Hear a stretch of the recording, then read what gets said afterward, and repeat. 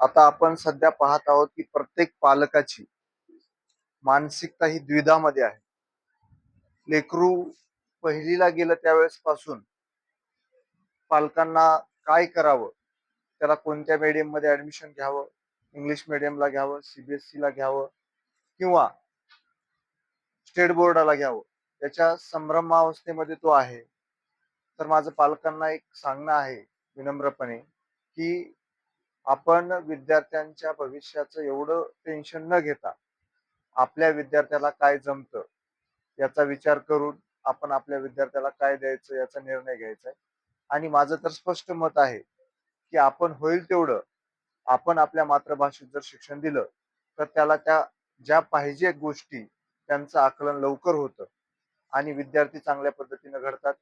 त्यामुळं विद्यार्थ्याला कुठल्या मोठ्या शाळेमध्ये टाकायचं किंवा त्याला किती मोठ्या शाळेमध्ये टाकलं म्हणजे त्याची प्रगती होईल त्याच्यावरती काही अवलंबून नसतं. जिल्हा परिषदचे पोरं सुद्धा चांगल्या पद्धतीने अभ्यास करतात, शिकतात आणि मोठे होतात.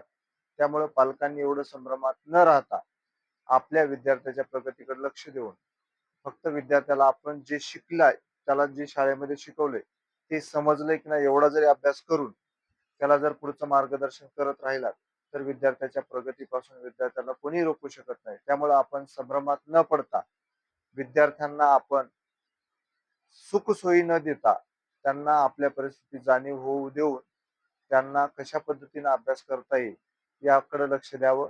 मोठ्या शाळेच्या नादामध्ये पैशाचा आणि वेळेचा अपव्यय करू नये. जय हिंद, जय महाराष्ट्र.